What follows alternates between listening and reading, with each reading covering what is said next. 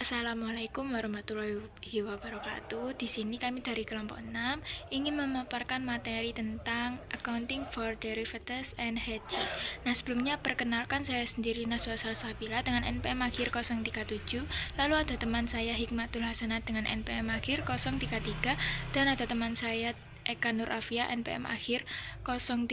Lalu ada teman saya Halimatus Sa'diyah NPM akhir 105. Sebelumnya, saya Hikmatul Hasanah dengan NPM 033. Di sini saya akan membahas tentang Accounting for Derivative Instruments and Hedging Activities. Nah, pertama ada derivatif yang tidak ditujukan sebagai lindung nilai. Nah, di mana perusahaan ini dapat memiliki derivatif untuk spekulasi, investasi, ataupun tujuan lindung nilai, tetapi tidak memenuhi syarat hedge accounting. Nah, jika tidak memenuhi syarat tersebut, maka derivatif ini diperlakukan sebagai aset atau liabilitas mandiri menggunakan fair value accounting dan perubahan nilai wajarnya diakui dalam laba rugi. Lalu ada hedge accounting, di mana tujuan GAAP adalah untuk memastikan laporan keuangan mencerminkan efektivitas lindung nilai dalam mengurangi risiko. Oleh karena itu, perubahan nilai wajar instrumen lindung nilai dan item yang dilindungi harus diakui pada periode yang sama. GAAP pada ASC 815 mendefinisikan derivatif sebagai kontrak yang memiliki underlying dan nosional, tidak memerlukan investasi awal signifikan, dan dapat diselesaikan secara neto. Ada keputusan dasar ASC 815, di mana derivatif ini harus diakui sebagai aset atau liabilitas pada nilai wajar. Hanya item yang memenuhi syarat yang boleh menggunakan hedge accounting, dan perusahaan harus menunjukkan adanya hubungan lindung nilai yang efektif. Lalu ada dokumentasi formal yang diperlukan. Nah, untuk memenuhi syarat hedge accounting, harus didokumentasikan yakni hubungan antara instrumen lindung nilai dan item yang dilindungi. Lalu ada tujuan manajemen risiko dan metode pengujian efektivitas. Lalu ada hedge effectiveness, di mana perusahaan ini harus menilai efektivitas hedge pada awal dan selama umur lindung nilai. Dan metode umum yang digunakan ada dua, yakni yang pertama ada critical term analysis, yakni jika semua elemen kontrak cocok, misalnya nosional, underlying, ataupun tanggal, maka dianggap efektif. Lalu ada statistical analysis yang digunakan jika underlying tidak identik, misalnya maskapai menggunakan minyak mentah sebagai lindung nilai untuk jet fuel. Baik, selanjutnya ada types of hedge accounting. Nah, yang pertama ada fair value hedge accounting. Nah, jenis lindung nilai ini digunakan ketika item yang dilindungi adalah aset atau liabilitas yang sudah ada, atau komitmen pembelian ataupun penjualan yang telah ditetapkan. Baik instrumen lindung nilai maupun item yang dilindungi diukur pada nilai wajar setiap periode. Keuntungan atau kerugian keduanya langsung diakui dalam laba rugi, dan risiko utamanya ini meliputi variabilitas nilai wajar aset atau liabilitas. Lalu yang kedua ada cash flow hedge accounting. Nah, yang digunakan ketika derivatif melindungi perusahaan dari variabilitas arus kas di masa depan, baik terkait aset atau liabilitas yang sudah diakui ataupun terkait transaksi yang diperkirakan seperti pembelian atau penjualan di masa depan. Nah, pada jenis ini, derivatif ini diukur pada nilai wajar dan dicatat sebagai aset atau liabilitas. Lalu bagian yang efektif dari keuntungan atau kerugian ditangguhkan dan diakui dalam Accumulated Other Comprehensive Income atau AOCI. Nah, keuntungan atau kerugian tersebut dipindahkan ke laba rugi saat transaksi yang diprediksi benar-benar terjadi dan memengaruhi pendapatan. Lalu yang ketiga ada hedge atas investasi bersih pada anak perusahaan asing. Nah, jenis ini berkaitan dengan lindung nilai atas investasi neto dalam entitas asing yang pembahasannya akan diberikan pada bab 14 nanti. Nah, AP juga memperbolehkan penggunaan cash flow hedge accounting untuk beberapa jenis hedging atas piutang atau utang dalam valuta asing yang akan dijelaskan lebih lanjut di slide selanjutnya. Baik, yang selanjutnya yaitu saya akan membahas mengenai cash flow hedge. Jadi, cash flow hedge adalah derivatif yang melindungi eksposur terhadap variabilitas arus kas masa depan yang terkait dengan risiko tertentu seperti transaksi yang diramalkan atau forecast transaction. Nah, di sini terdapat 3 karakteristik. Yang pertama, derivatif ini itu dicatat pada nilai wajar setiap akhir periode. Yang kedua, keuntungan atau kerugian ditangguhkan dalam Other Comprehensive Income atau OCI hingga transaksi yang di-hedge mempengaruhi laba. Yang ketiga, keuntungan atau kerugian diakui dalam laporan laba rugi bersamaan dengan transaksi yang di-hedge. Nah, di sini terdapat contoh forward contract, yaitu Grey Company ini itu melakukan kontrak forward dengan Bro Company untuk penjualan tembaga. Nah, Grey Company ini itu memproduksi 2 juta pound tembaga. Ia akan melakukan forward contract dengan mengunci harga 2,20 per pound untuk periode Oktober 2016 sampai September 2017. Nah, baik, selanjutnya di sini kita akan melakukan entry jurnalnya step by step. Yang pertama pada 1 Oktober 2016, ini tuh tidak ada jurnal karena pada saat ini tuh terjadi tanda tangan kontrak forwardnya. Yang kedua pada 31 Desember 2016, yaitu pada akhir tahun, harga pasar tembaga ini tuh naik menjadi 2,30 dolar per pound. Yang artinya kalau harganya ini masih tetap 2,30 sampai net settlement, yaitu 9 bulan lagi, berarti Grey ini tuh harus membayar ke Bro dengan cara 2,30 dikurangi 2,20 dikalikan dengan 2 juta yang hasilnya yaitu 200.000 dolar. Nah, tetapi pembayaran ini itu masih dilakukan 9 bulan lagi, jadi kita harus memakai atau menghitung present value-nya, yaitu 200.000 dibagi dengan diskon rate-nya yaitu 1% per bulan, berarti 200.000 dibagi dengan 1,01 pangkat 9 yang artinya yaitu menghasilkan 182,868 dolar. Nah, untuk jurnalnya yaitu other comprehensive income pada forward kontrak liabilitas sebesar 182,868 dolar. Yang selanjutnya pada 31 Maret 2017 yaitu kuartal 1, harga pasar tembaga ini turun menjadi 2,15 dolar per pound. Yang artinya Grey ini akan menerima dari Bro Company dengan cara 2,20 dikurangi 2,15 dikalikan dengan 2 juta yang hasilnya 100.000 dolar. Nah, tetapi penerimaan ini tuh masih 6 bulan lagi, jadi kita harus menghitung present value-nya dengan cara 100.000 dolar dibagi dengan 1,01 pangkat 6, jadi hasilnya 94.205 dolar. Nah, untuk jurnalnya ini tuh terdapat perubahan posisi yang sebelumnya liabilitasnya sebesar 182,868 ini harus dibayar. Nah, sekarang akan menerima aset sebesar 94.205 dolar. Jadi, kita akan menambah yang hasilnya yaitu 277,0073 dolar. Jadi jurnalnya forward kontrak aset dan forward kontrak liabilitas ini didebit sebesar 94.205 dolar dan 182.868 dolar pada other comprehensive income atau OCI didebit sebesar 277.073 dolar.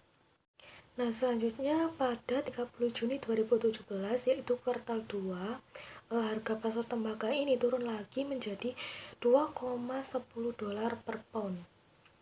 Nah, berarti Grey ini akan menerima sebesar 200.000 dolar yang didapat dari 2,20 dikurangi 2,10 dolar dikalikan dengan 2 juta. Nah,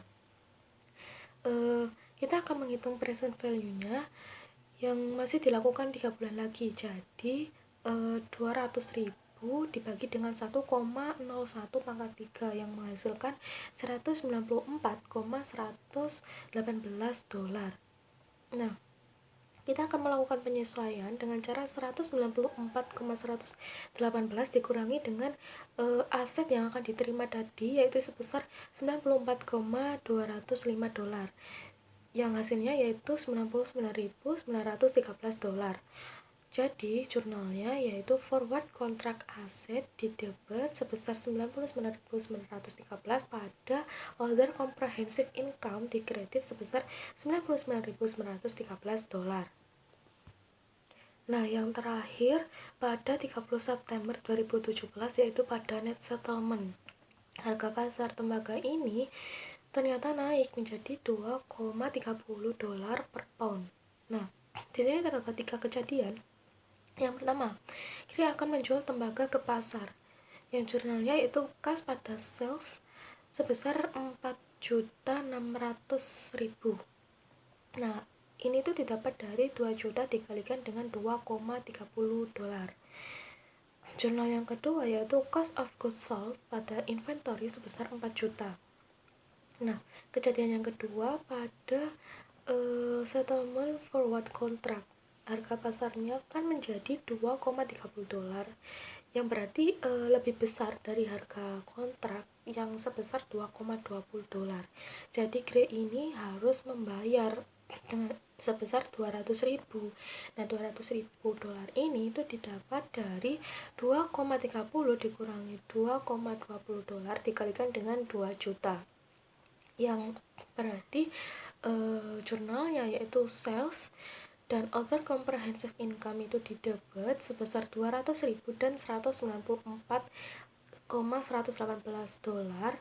Pada kas dan forward contract aset di kredit sebesar 200.000 dan 194,118 dolar. Nah, baik, yang selanjutnya di sini terdapat fair value hedge. Nah, fair value hedge itu adalah derivatif yang mengurangi risiko perubahan nilai wajar dari aset atau liabilitas yang ada atau firm commitment. Terdapat 4 karakteristik. Yang pertama, derivatif ini itu dicatat pada nilai wajar. Yang kedua, item yang di-hedge juga disesuaikan ke nilai wajar. Yang ketiga, keuntungan atau kerugian keduanya diakui langsung dalam laba rugi. Yang keempat, menggunakan mixed attribute model atau kombinasi historical cost dan fair value. Nah, di sini terdapat contoh hedging, yaitu WAF Company ini itu perusahaan minyak yang mempunyai 100.000 barel minyak mentah. Nah, dia ini akan melakukan forward contract untuk 6 bulan kemudian dengan mengunci harga 90 dolar per barel. Nah, untuk biaya beli atau historical cost-nya itu 86 dolar per barel, yang berarti totalnya yaitu 8.600.000 dolar. Nah, selanjutnya di sini kita akan membuat entry jurnalnya step by step. Yang pertama, pada 1 November 2016 ini tidak ada jurnal karena pada saat ini itu terjadinya tanda tangan kontrak.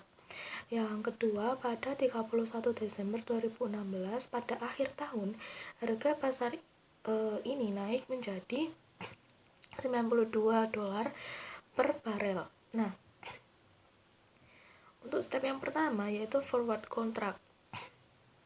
Nah, WAF ini itu janji akan menjual 90 dolar per barel, tetapi harga pasar sekarang itu adalah 92 dolar per barel. Nah, jadi WAF ini tuh harus membayar 2 dolar per barel dalam jangka waktu 4 bulan. Nah, kita akan menghitung nilai kontraknya, yaitu untuk estimasi pembayarannya 92 dolar dikurangi 90 dolar dikalikan dengan 100.000, yang hasilnya yaitu 200.000 dolar. Nah, untuk present value-nya yaitu 200.000 dolar dibagi dengan 1,01 pangkat 4, yang hasilnya yaitu 192,196 dolar.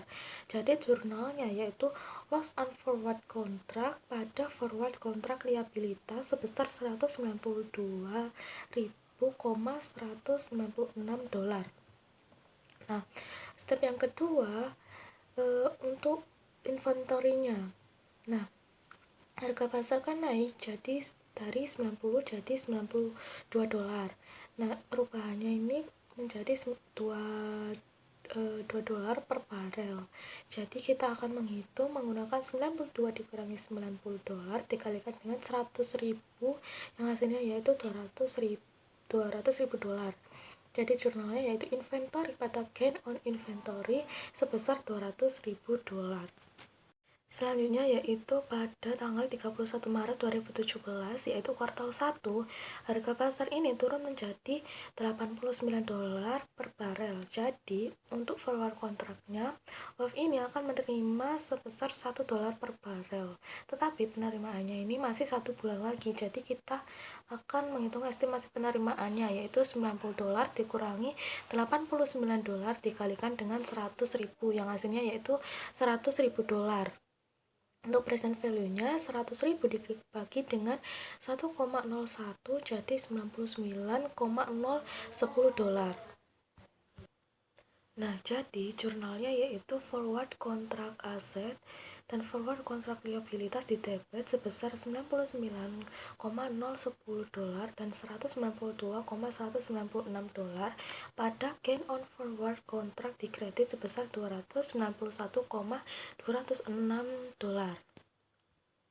Nah, untuk yang inventory harganya ini turun dari $92 menjadi $89.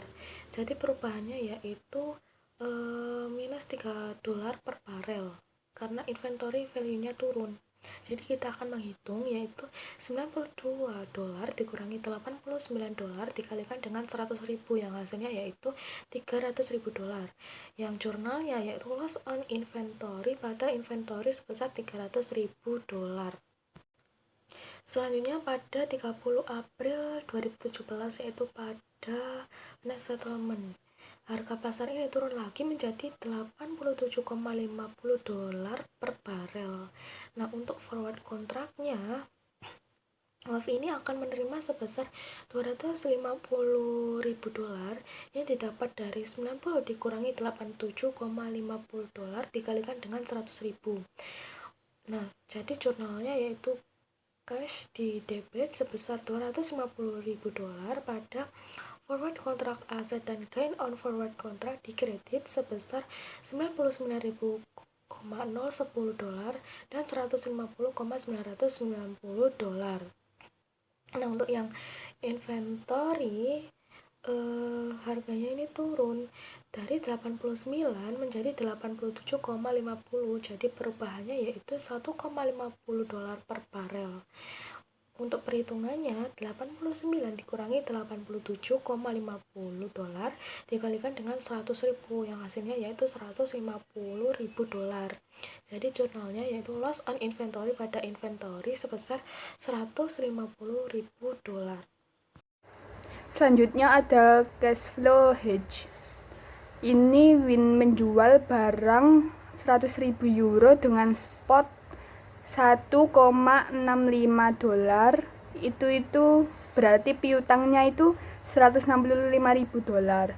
Untuk menghindari risiko kurs, Win masuk forward contract dengan kurs $1,638.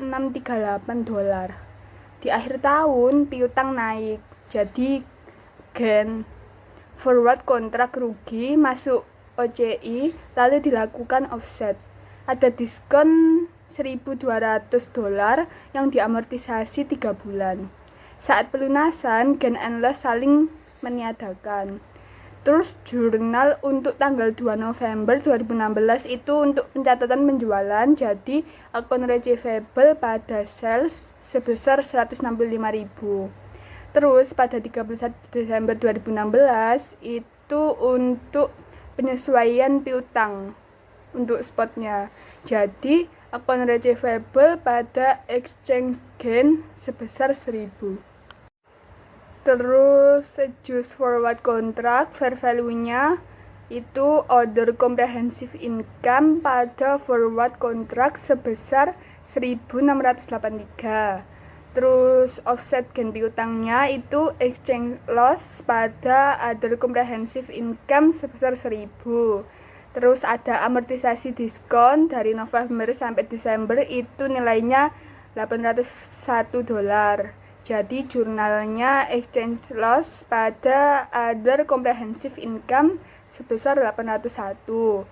Terus untuk 31 Januari 2017 itu pelunasan piutang spot naik dan ada gain sebesar $500. Jadi jurnalnya cash 166.500, pada akun receivable 166.000, exchange gain 500. Terus ada jurnal adjust forward contract dari Desember tanggal 31 sampai Januari tanggal 31. Itu other comprehensive income pada forward contract sebesar 1017. Terus untuk settlement forward contractnya, forward contract pada cash 2700. Terus untuk offset gain piutang itu jurnalnya excess loss pada other comprehensive income sebesar 500. Terus ada amortisasi diskon untuk Januari itu sebesar $399. Jadi jurnalnya excess loss pada other comprehensive income sebesar 399. Selanjutnya ada fair value hedge piutang. Itu US menjual minyak seharga 15 juta. US Oil menjual 15 juta pada spot 0,0075. Forward 60 hari dibuat di 0,00749. Rugi awal itu $150. Dalam fair value hedge, piutang and forward keduanya di mark to market dan masuk income. Terus jurnal untuk tanggal 1 Desember 2016 untuk pencatatan penjualan itu berarti akun receivable pada sell sebesar 112.500. Terus untuk pencatatan forward kontraknya berarti kontrak receivable 112.350 pada kontrak payable sebesar 112.350. Terus jurnal untuk 31 Desember 2016 untuk penyesuaian piutangnya berarti exchange loss pada akun receivable sebesar 30. Lalu ada adjust forward contract discount gain itu berarti kontrak payable pada exchange gain sebesar 14,85. Terus jurnal untuk tanggal 30 Januari 2017 itu pelunasan piutang berarti cash sebesar 112.455, exchange loss 15 pada akun receivable sebesar 112.470. Terus settlement forward kontraknya itu jurnalnya kontrak payable sebesar 335,15, exchange loss 119,85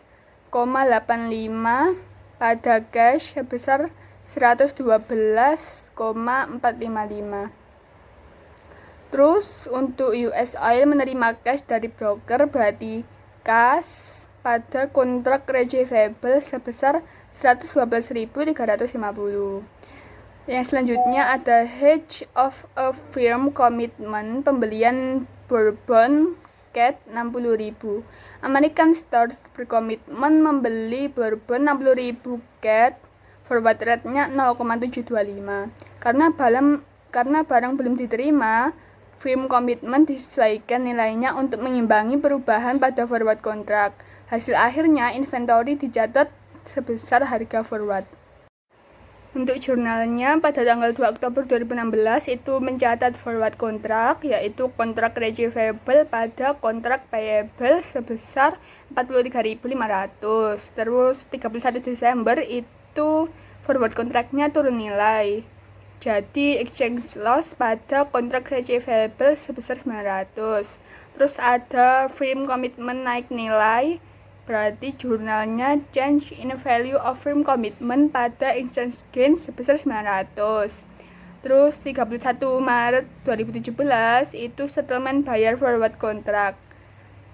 Kontrak payable pada cash 43.500.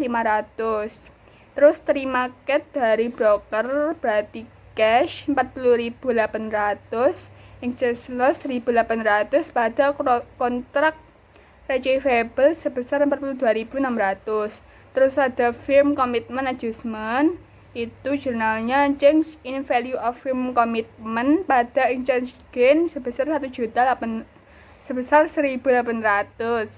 Terus catat inventory sesuai forward rate berarti Inventory 43.500, pada change in value of firm commitment 2.700, account payable 40.800. Terus bayar kepada penjual Kanada, berarti jurnalnya account payable 40.800, pada cash 40.800. Selanjutnya ada cash flow hedge anticipate purchase win sebesar 500.000. Transaksi itu belum terjadi, tidak ada aset atau utang. Forward kontraknya dicatat di fair value dan perubahan nilai masuk OJI. Diskon diamortisasi, saat equipment benar dibeli, nilai OJI dimasukkan sebagai penyesuaian nilai aset.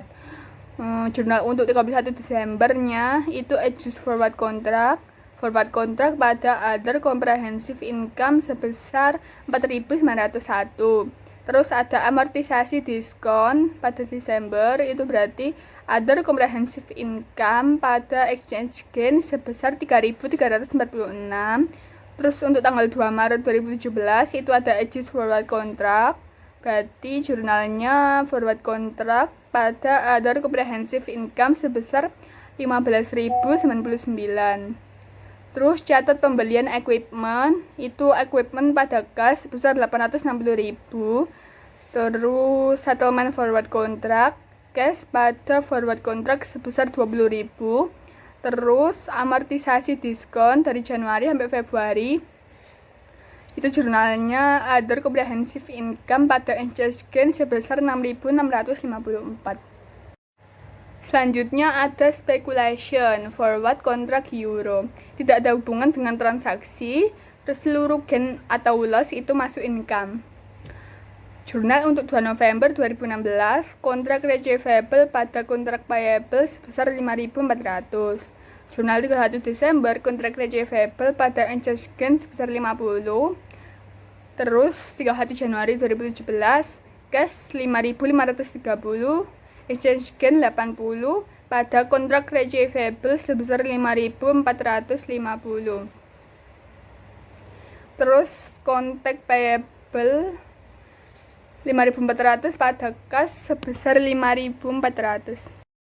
Nah, selanjutnya dari materi footnote disclosure requirement. Jadi, persyaratan pengungkapan catatan ini mengharuskan perusahaan untuk secara transparan menjelaskan strategi manajemen risiko dan penggunaan instrumen derivatif. Nah, pengungkapan wajib ini mencakup rincian keuntungan dan kerugian penilaian wajar derivatif, termasuk bagian yang tidak efektif, serta estimasi jumlah keuntungan atau kerugian lindung nilai arus kas yang diperkirakan akan direklasifikasi dari AOC ke laba rugi dalam 12 bulan ke depan, guna memberikan gambaran jelas mengenai dampak lindung nilai di masa mendatang. Lalu ada International Accounting Standard. Jadi standar akuntansi internasional ini mengatur akuntansi derivatif dan lindung nilai utama melalui standar IAS 39 dan IFRS 7. Standar global ini memiliki kesamaan substansial dengan standar yang digunakan di Amerika Serikat, US GAAP ASC Topik 815 terkait definisi derivatif dan kualifikasi jenis lindung nilai. Upaya harmonisasi atau konvergensi terus dilakukan antara pembuat standar internasional dan AS, meskipun beberapa perbedaan teknis minor masih ada. Baik, sekian pemaparan materi dari kelompok kami. Terima kasih. Wassalamualaikum warahmatullahi wabarakatuh.